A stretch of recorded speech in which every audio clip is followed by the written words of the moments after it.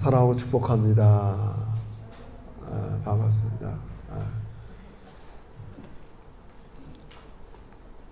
지난주인가요? 예배당에 왔더니 오늘은 이 모든 이 화이트 컬러였는데 지난주는 혹시 눈여겨보셨어요? 레드 컬러로 이 앞을 다 이렇게 장식을 했어요. 제가 왜 그러냐 그랬더니 성령을 강림을 우리가 축하하면서 예배를 드린 날이기 때문에 빨간 걸로 이렇게 표시했다 이렇게 저한테 얘기를 하더라고요. 그래서 제가 조금 이제 교회 절기에 대해서 제가 이렇게 설교를 절기대로 하지 않기 때문에 제가 조금 이렇게 잊어버린 면들이 있는데 그래서 다시 한번 오늘은 제가 지금은 성령 시대라는 제목이긴 하지만 주제를 가지고 여러분과 좀 말씀을 나누겠습니다. 여러분 오늘 본문은 이렇게 설교를 하는 목사 입장에서는 참 귀감이 되는 본문 중에 하나입니다. 그러니까 베드로가 지금 설교를 해요. 그러니까 설교를 할 때 일단 지금 무슨 일이 일어나고 있는가, 지금 일어나고 있는 일을 성경적인 관점에서 해석을 했죠. 지금 일어나요. 우리가 코로나가 일어난다, 내가 교통사고가 일어났다, 어떤 일이 일어났다. 하나님은 그냥 일어나게 하는 일이 하나도 없습니다. 그 대신 중요한 건 중요하게 해석하고 사소한 건 사소하게 해석해야 돼요. 우리 그냥 일어나는 일은 하나도 없어요. 모든 일은 하나님께서 섭리하고 다스리고 있기 때문에 그래요. 그래서 지금 베드로는 오순절날 마가의 다락방에서 기다리던 성령을 받고 그들이 어떤 특징을 보였냐면 모인 많은 사람들이 자기가 태어난 곳의 언어로 들리는 기도를 들은 거예요. 저 사람들은 분명히 히브리 사람이요 이런 사람들인데 어떻게 내가 태어난 곳의 말로 기도를 하냔 말이에요. 우리 요즘 말로 하면 방언 기도겠죠. 했단 말이에요. 그러니까 이 일, 지금 일어난 일을 성경적으로 잘 해석해 줘요. 일단 베드로가 이게 왜 그러냐? 결론적으로 얘기하면 이렇게 얘기하죠. 이 33절을 보세요. 읽지는 않았지만 33절 읽어봅시다. 33절 시작. 하나님이 오른손으로 예수를 높이심에 그가 약속하신 성령을 아버지께 받아서 너희가 보고 듣는 이것을 부어 주셨느니라. 그러니까 지금 우리가 이렇게 방언을 하고 이렇게 강력하게 이러는 것, 너희가 태어난 곳의 언어로 이렇게 기도하고 말하는 것은 지금 부활하시고 승천하신 예수님께서 하늘 아버지께 청해서 성령이 지금 임하셨기 때문에 해석을 해줬어요. 그렇죠. 쭉 설교하는 거예요. 그러니까 이 설교를 딱 들으니까 이들이 어떻게 반응했냐면 37절 읽어보세요. 37절 시작. 그들이 이 말을 듣고 마음에 찔려 베드로와 다른 사도들에게 물어 이르되 형제들아 우리가 자 이게 참 설교자로서는 정말 부러운 거죠. 잘 해석해줘요. 우리 성도들이 지금 일어나는 매일매일 일어나는 상황을 잘 성경적으로 해석해주고 이게 왜 일어나는 일이냐 성경적인 관점으로 그 말을 들은 이들은 내가 찔리는 게 있으면 이거 어떻게 하면 좋지? 또 베드로는 이제 다음 본문을 통해서 처방을 내린단 말이에요. 이런 것들. 자, 오늘은 그런 의미에서 가장 중요한 지금 이 베드로와 요한에게 또 많은 사도들에게 일어난 이 성령 강림 이 사건이 왜 중요한가를 먼저 여러분에게 좀 다루도록 하겠어요. 제가 예전에도 한번 여러분에게 말씀드렸지만 제가 일생 장로교 목사로 태어나서 이렇게 알지만 잘 안 되는 부분이 성령 하나님을 매일 의존하고 사는 거예요. 제가 하나님에 대한 이해도 있고 우리 예수님이 이 땅에 공생에 3년 동안 했던 일, 행적들, 또 그분이 행하신 일, 그분의 인격, 그분의 희생 이런 것도 어느 정도 제가 잘 이해하고 있는데 성령 하나님을 왜 내가 매일매일 의존해야 되는가? 이 머리로는 아는데 실제로 그렇게 하지 못하는 저를 좀 이렇게 바라보면서 여러분에게 이 말씀을 좀 다시 증거하게 되었습니다. 먼저 성령 하나님을 보내신 분이 오늘 본문에 보니까 예수 그리스도라는 거예요. 이 예수는 지금 십자가의 죽임을 당하고 부활해서 어디에 있느냐면 다윗이 그렇게 성령의 감동을 통해서 이렇게 얘기합니다. 다시 한번 읽으면 좋겠어요. 33절 시작. 하나님이 오른손으로 예수를 높이심에 그가 약속하신 성령을 아버지께 받아서 너희가 보고 듣는 이것을 부어주셨느니라. 왜 부어줬냐면 그 다음에 35절 같이 읽고 시작. 내가 내 원수로 내 발등상이 되게 하기까지 너는 내 우편에 앉아 있으라. 그러니까 지금 다윗은 성령에 감동되어서 주 예수 그리스도가 하늘 우편에 앉아 계시는 걸 바라보는 거예요. 제가 지난주에도 여러분에게 말씀드렸지만 우리가 이 세상을 살아가면서 좋은 신앙을 가지려면 하나님께서 지금 이 세상을 어떤 눈으로 보고 계신가를 좀 이해하는 게 중요하다고 그랬어요. 그래서 보좌에 앉으시니 우리 주님이 계시록. 근데 오늘 본문에 보니까 그 예수님은 지금 어디 계시냐?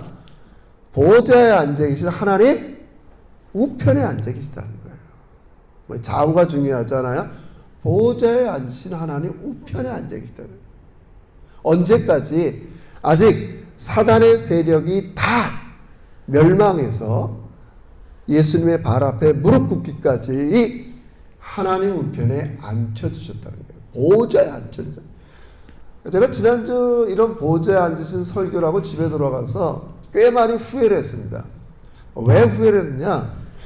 우리 성도들이 이렇게 보좌에 앉으신 이를 어떻게 이해했을까? 제가 잘 이해를 시키고 해석을 해야 되는데 개념과 원리는 말씀드렸는데 뭐 보좌에 앉아 계세요. 하나님이 지금 보좌에 앉아 계세요. 지금도 오늘 예배를 드릴 때 보좌에 앉아 계시단 말이에요. 하늘 보좌에 앉아 계세요. 그리고 그 예수님은 우편에 계세요. 근데 여러분 보좌에 앉아 있다는 말은 그냥 앉아서 가만히 수동적으로 계시다는 말이 아닙니다.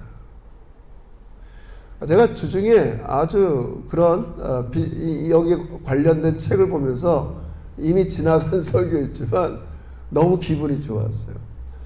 서울대 이 역사학 교수가 정조시대의 정조왕이 보좌에 앉아서 무엇을 했는가 그런 글을 읽어보니까 우린 옛날 임금이 이래서 드라마에서 단편적인 것도 이런 걸 봤어요. 우리 옛날에 장금이 있죠. 장금이.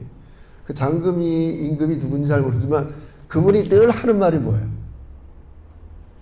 맛있구나.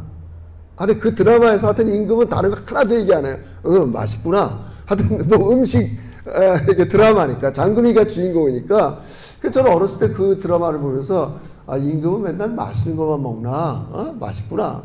또 어떤 드라마는 임금의 이런 면을 이렇게 묘사하지만 임금의 매일매일 하루 일과가 뭐냐? 보좌에 앉아서 수많은 걸 결제하죠. 그리고 하루에 3번씩 당시 조선시대의 석학들의 여러 가지 이야기를 듣는 거예요. 뭐 우리나라는 국정을 논하는 거겠죠. 그냥 쉬는 게 아니에요. 그래서 우리가 드라마에서 먹고 쉬고 뭐 이렇게 볼 수 있지만 보좌라는 말이 뭐냐? 굉장히 역동적이고 활동적인 의미라는 거예요. 그 오늘 우리를 위해서 십자가에 죽으시고 부활하신 그분을 하나님이 뭐로 만들었냐?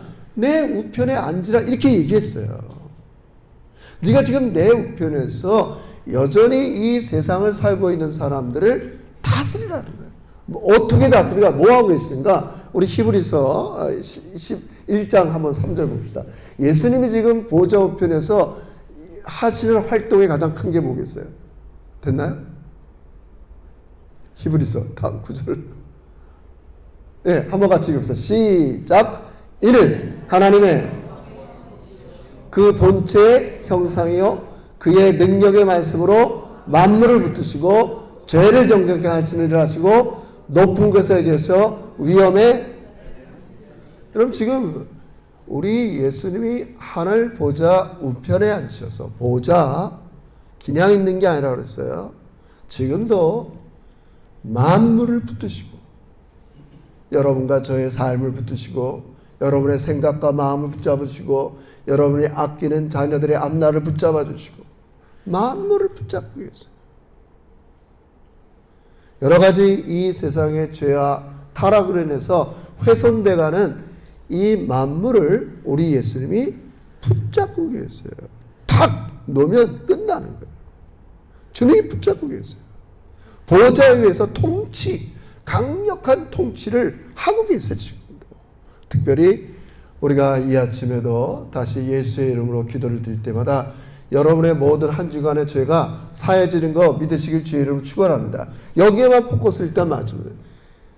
그런데 왜 예수님이 성령을 보내죠? 보좌에 앉아 계신, 보좌 우편에 앉아 계신 이 예수가 아버지께 청해서 왜 성령을 보내죠? 그것은 바로 보좌에 앉아 계신 여러분의 모든 걸 붙잡고 계시고 우리가 한 주간의 삶의 동안 유혹과 세상의 압력과 시험과 여러 가지 일에서 오염된 것에서 우리를 제거하시고 용서하시고 회복하는 이 일을 감당하게 하기 위해서 여러분 옆에 성령님을 주신 거 믿으시길 주의 이름으로 축원합니다. 여러분 예수님이 지금 하늘 보좌 우편에서 이런 통치를 하고 있는 걸 알지만 내가 오늘 이 땅에 살면서 그러한 삶을 누리지 못하는 가장 결정적인 이유가 바로 성령께서 역사하지 않기 때문에 그렇습니다. 알지요. 나도 우리 주님이 늘 죄를 용서해 주시고. 그래서 오늘 베드로는 얘기하는 겁니다. 성령 하나님께서 강력하게 너희를 다스릴 때 두 가지 일이 일어난다는 거예요. 가장 오늘 우리가 하늘 우편에 우리 예수님이 여러분과 저를 다스리는데 그분의 다스림을 받을 수 있도록 옆에서 도와주는 분이 성령 하나님인 걸 믿으시길 주의 이름으로 축원합니다. 항상 그러니까 성령님의 도우심 없이는 우리는 온전히 주 예수님의 다스림을 받을 수가 없어요. 제가 말을 그렇게 하지만 할 수 없어요. 그러면 성령께서 강하게 여러분을 다스릴 때 어떤 결과? 매일매일 내 삶에 성령이 지금 내 옆에 계신 성령께서 나를 강하게 통치하시고 다스린다. 그 첫 번째가 뭐냐? 오늘 성경 본문에 보면 자 38절 읽어봅시다. 38절 다 같이 38절 시작. 베드로가 이르되 너희가 회개하여 각각 예수 그리스도의 이름으로 세례를 받고 죄사함을 아까 뭐라 그랬어요? 우리 예수님이 하늘 우편에서 하시는 일이 만물을 붙잡고 계시고 지금도 죄를 용서하시고 사는 일을 하신단 말이에요. 그 일 오늘 내가 예배당에서든지 매일매일 잠자리 들기든지 순간순간 죄에 노출되고 죄의 요소가 있을 때마다 예수의 이름을 갖고 기도할 때 예수님께서 근데 여러분 그런 회개의 기도가 여러분 마음대로 나오나요? 안 나와요? 안 나와요. 성령 하나님께서 강력하게 여러분의 삶에 여러분의 심령에 통치하고 다스릴 때 그 첫 번째가 뭐예요?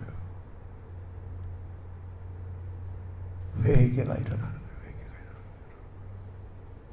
그러니까 우리가 지금 성령님의 강력한 통치의 어떤 표징이 어떤 사람은 방언으로 어떤 사람은 병고침으로 많은 게 있지만 결국은 그 성령께서 우리에게 나타나셨다는 가장 큰 결과 그게 뭐냐? 회개하게 되는 거예요. 회개하게 되는 거예요. 여러분 여기서 말하는 성경에서 말씀하는 회개는요 우리가 일반적으로 생각하는 신앙생활의 회개와 뭐 조금 더 의미가 깊어요. 우리 호성지 수사님도 오늘 한 주여간의 여러 가지를 자복하고 그대로 살지 못한 걸 했어요. 얘기했다고요?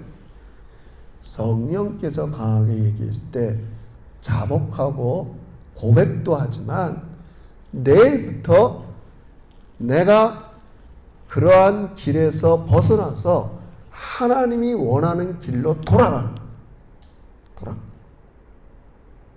자기 자신의 죄의 심각성을 깨닫고 내가 한 주 동안 지나온 길을 보니까 여기에 하나님이 합당한 것도 있고 합당치 못한 것들이 있는 것들에서 돌아서는 거예요. 난 이제는 이 길을 다시는 안 갈 거야. 죄의 심각성을 깨닫는 거예요. 그럼 왜 이 일이 중요하냐면 우리 입장에서도 많이 얘기하지만 성령께서 강하게 통치하셔서 하고자 하는 하나님의 일이 뭐냐? 여러분을 진정으로 회복시키기를 원하는 가장 중요해요. 여러분 지금 이 세상 나라 뭐 국가들 뭐 여러 가지 국가를 회복한다, 경제를 회복한다, 뭐 여러 가지 회복하는 게 다 그래서 다들 최선을 다해요. 근데 하나님께서는 그거 필요 없다는 말 아니에요. 그러나 더 우리 하나님께서 성령 하나님을 통해서 강력하게 하고 하자니 뭐냐? 여러분의 영혼을 본질적으로 회복하기를 원한다. 내 영혼이 어때서? 왜냐하면 여전히 우리는 예수 그리스도를 주로 모시고 예수를 믿었지만 우리 안에는 여전히 죄의 세력이 잔존하고 죄의 요소들이 우리에게 있기 때문에 그렇다. 여러분 복잡하게 생각할 게 없습니다. 우리가 하나님을 믿고 여러분 이렇게 생각해 보세요. 우리가 예수님의 시대에 살지 않기 때문에 우리가 예수를 믿게 된 건 어떻게 보면 성령 하나님이 먼저 역사했기 때문에 그래요. 그래서 예수님을 나의 구주로 영접하고 받아들였어요. 그리고 그 예수 그리스도께서 이제 하늘 우편에 계시면서 우리로 하여금 계속적으로 온전한 회복을 이루기를 원해요. 그 첫 번째가 뭐라고요? 여러분 안에 있는 모든 죄악된 요소를 제거하는 거죠. 내가 시간이 갈수록 모든 게 다 좋아져도 여전히 내 안에 죄악된 요소들이 잔존해 있으면 그게 여러분과 저의 삶을 훼손한다는 거예요.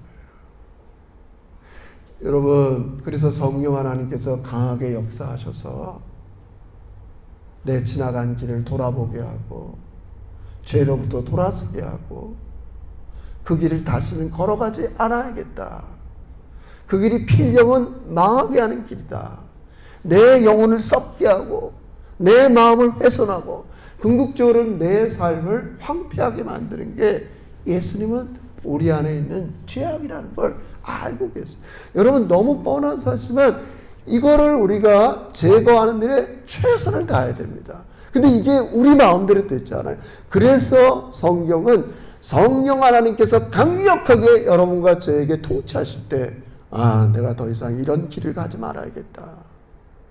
이런 삶을 살지 말아야겠다. 메노나이트, 돌아서는 거예요.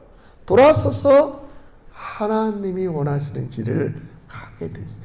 이게 우리 예수님이 여러분과 저에게 하늘 우편에서 하고자 하시는 일이 그 일. 난 지금도 너희들의 이 본질적인 회복, 진정한 회복, 우리 안에 있는 모든 죄악된 요소들이 떨어져 나가고 완전히 성령께서 강하게 다스려서 여러분 그런 거 있잖아요. 우리 모드라는 말 있잖아요. 모드. 자동차에 보면 뭐 오프로드 가면 이렇게 딱 누르면 포일 드라이브. 우리는 뭐 그런 차가 아니지만 이 모드가 바뀌어지는 거예요. 성령이 탁 임할 때 불순종하고 하나님의 뜻을 왜곡했던 내가 탁 이제는 하나님이 원하시는 회복된 사람으로 만들어 가시는 게 성령 하나님이에요. 여러분 제가 어제 아침에도 우리 후배들이랑 이렇게 차 한잔들 하면서 제 개인적인 오래간만에 나누면서 그런 얘기를 했어요. 내가 목사 된 지 한 30년 다 돼가는데, 그때 내가 대학교 때 목사를 하기로 결단할 땐 모든 걸 버리고 다른 거 주변에 이렇게 사람들이 뭐 대기업 준비하고 뭐 그럴 때 뭐 그렇게 사는 것도 의미가 있지만 모든 걸 버리고 내가 주님 뜻 이런 사역하는 것도 좋겠다. 뭐 그때 순진한 마음으로 그렇게 했어요. 그럼 계속적으로 내가 그 마음속에 성령께서 강하게 통치했으면 지금 내 마음에는 욕심도 떨어져 나가고 쓸데없는 것도 떨어져 나가고 사람의 평판들, 세상적인 기준 다 떨어져 나가고 정말 자유롭고 행복한 삶을 살아야 되는데 여전히 또 다른 교만과 죄악된 요소들이 나를 괴롭힌다. 제가 그런 말을 해요. 이거 진실입니다, 여러분. 여러분 그 이유가 뭐겠어요? 돌아보면 성령 하나님께서 강하게 나를 다스리는 것들을 제가 구하고 찾고 두드리면서 진정한 회복에 최선을 다하지 못한 결과일 수도 있어요. 사랑하는 성도 여러분, 우리 좋으신 예수님께서 이 땅의 사역을 다 마치시고 오늘도 하늘 우편에서 여러분들의 주와 그리스도가 돼서 여러분을 통치하기를 원하십니다. 누구를 통해서요? 성령 하나님을 통해서 하시는 거예요. 성령님이 아니고서는 우리의 힘으로는 나를 돌아볼 수가 없어요. 나의 죄를 끊을 수도 없어요. 회개의 기도가 나오지 않아요. 여러분 누가 하나님 뜻대로 살아야 되는 거 모르는 사람이 어디 있겠어요? 주일날 예배당에 가고 기도해야 되고 성경 읽어야 되고 이제 조만간 주님 만날 텐데 내가 더 이상 이렇게 살아서는 안 되지 모르는 사람이 어디 있겠어요? 그러나 그렇게 할 수 있도록 강력하게 통치하시는 분이 성령 하나님이에요. 성령 하나님. 우리는 이것을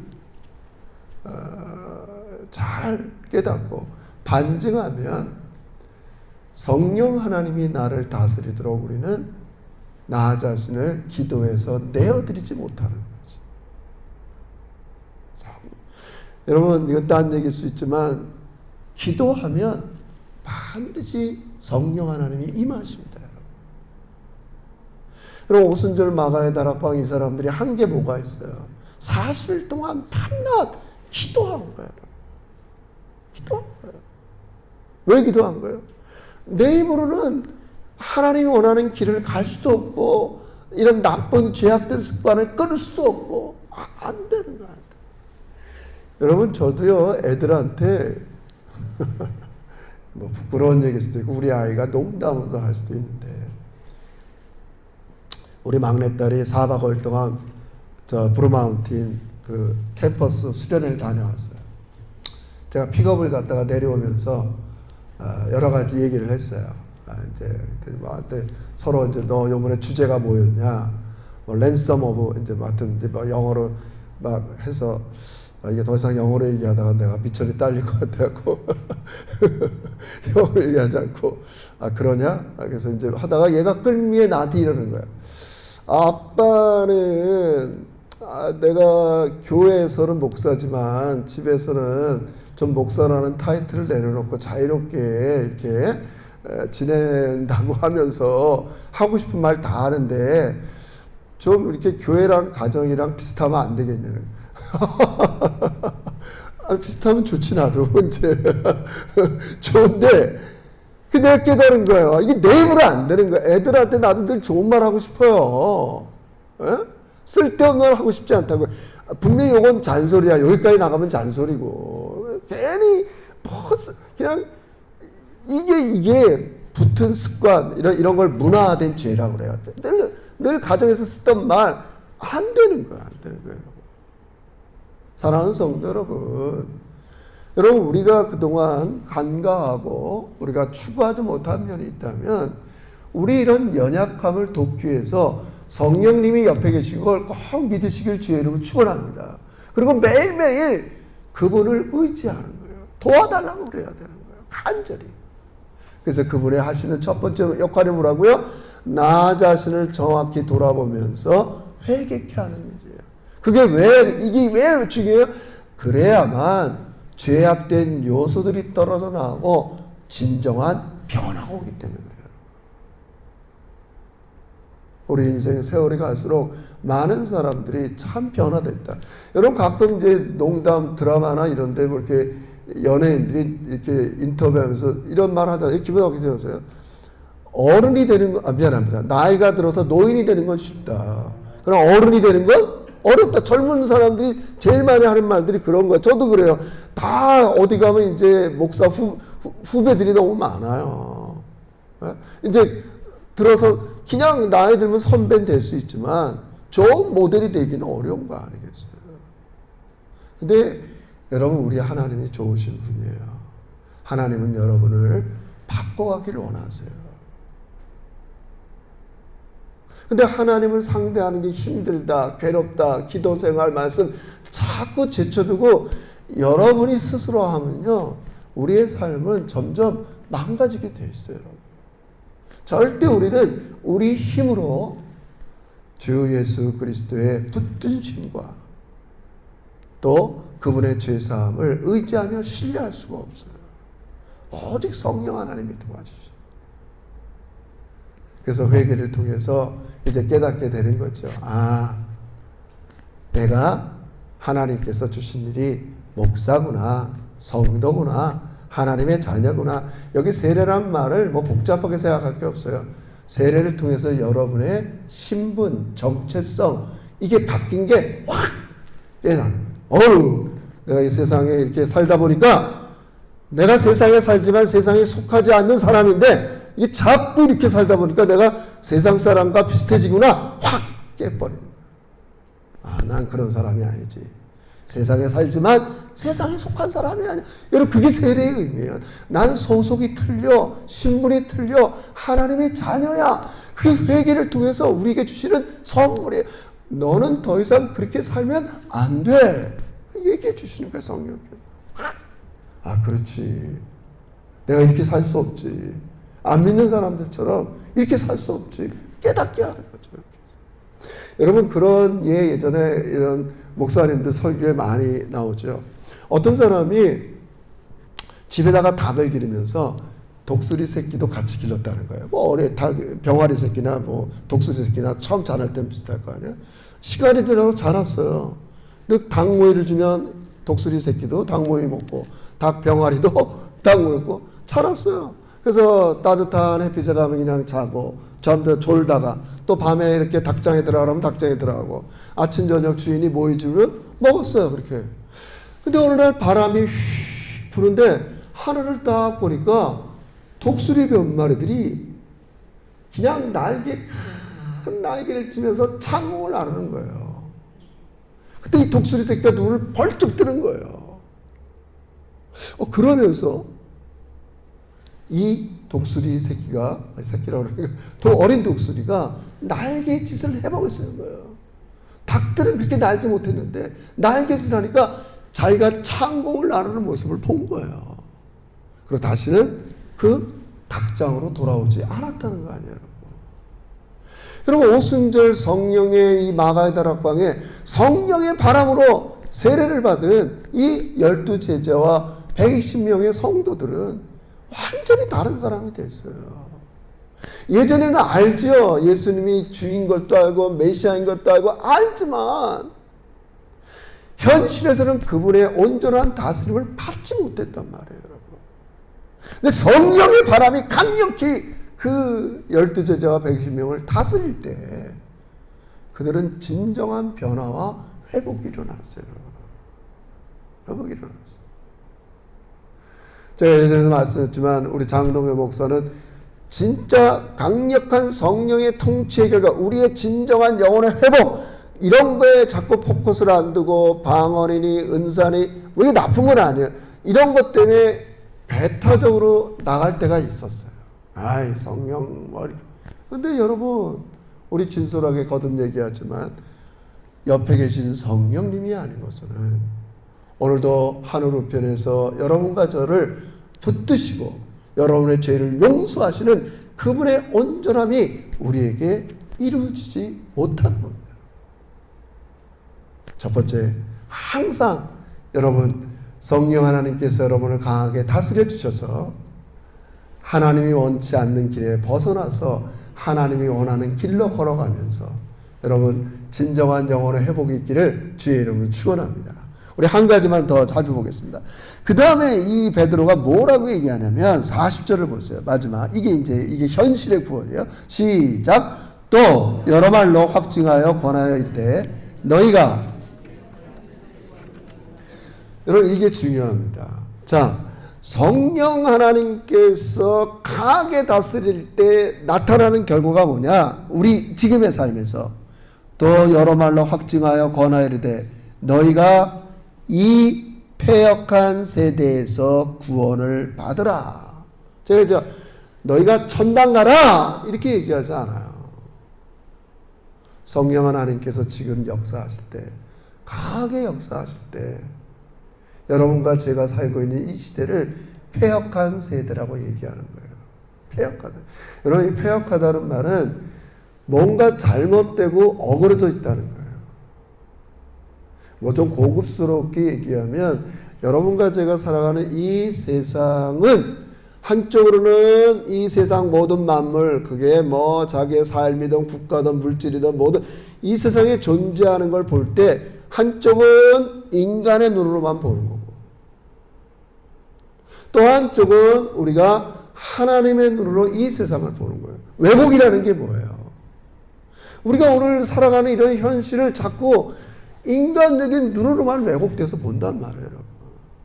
그러다 보면 어떻게 돼? 뭐 뻔한 사실지만 물질주의로 살아가게 돼 있고 능력주의로 살아가게 돼 있고 교만하게 돼 있고 이런 세대에서 우리가 벗어나는 게 성령께서 강하게 통치하는 목적.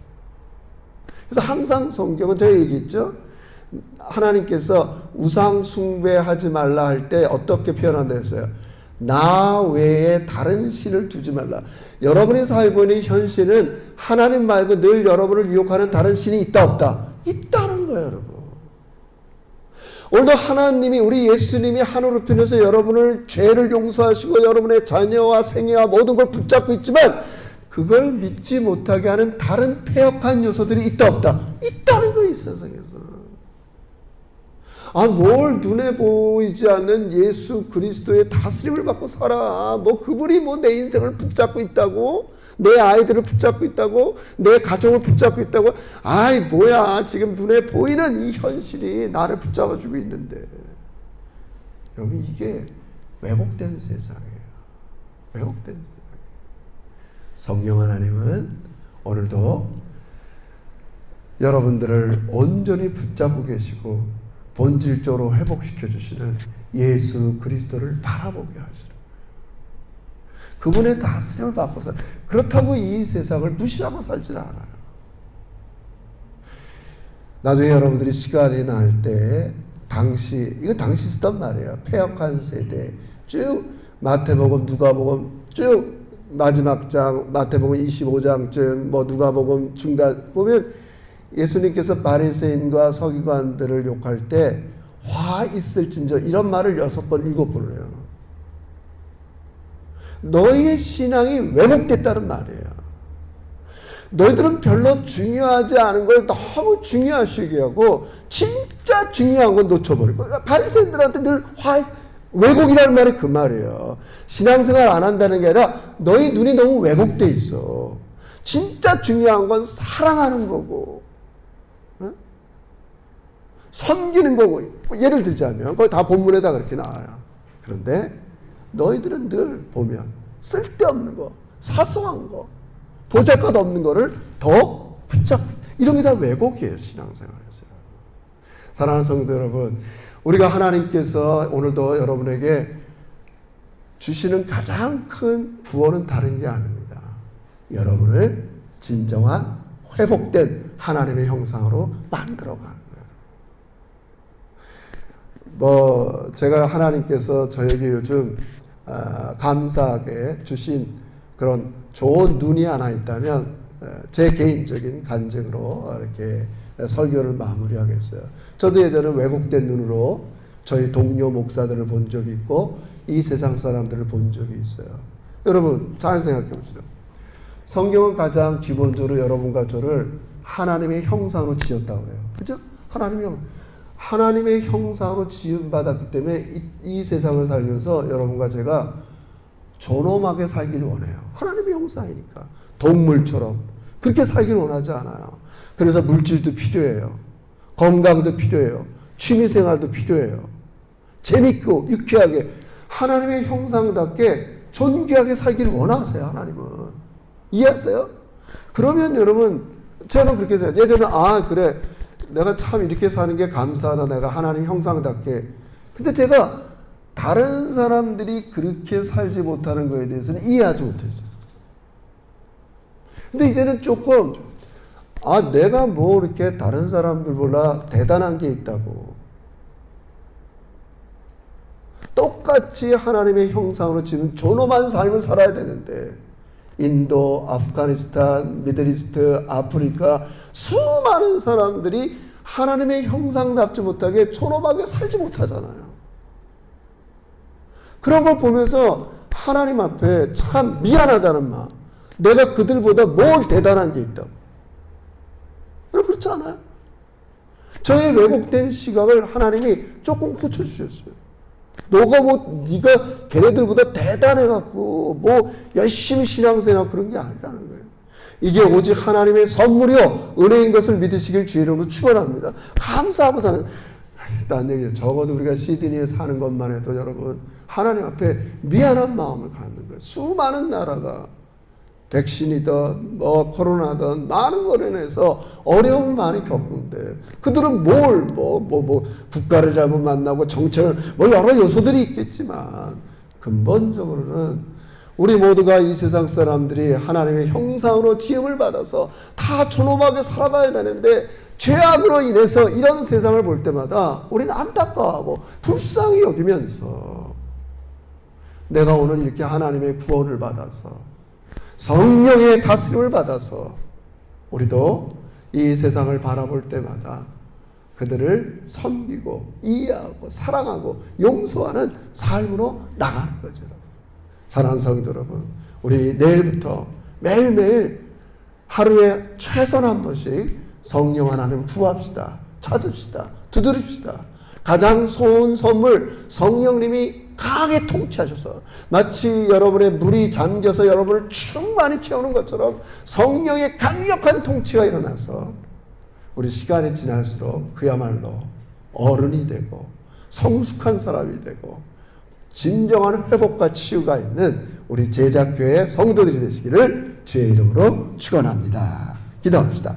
하나님 아버지 고맙습니다. 우리 힘으로 할 수 없는 일들을 죄악의 공경에서 건져주실 뿐이 아니라 지금도 하늘 우편에서 우리 죄를 위해서 기도하시고 용서해 주시고 아버지 우리의 부족한 것들을 붙들어 주시는 주 예수 그리스도의 다스림에 진심으로 감사합니다. 그러나 현실의 세계에서는 이 폐역한 세대 속에서 하나님을 붙잡는 대신 물질을 붙잡고 세상을 붙잡고 나를 붙잡고 살아가는 우리에게 성령의 강한 다스림을 통해서 만물을 붙잡고 계시고 우리 생애를 붙잡고 계시고 우리를 본질적으로 회복시키는 주님의 다스림을 받고 살아가는 우리 제자들이 되게 주시옵소서. 예수님의 이름으로 기도 올리옵나이다. 아멘.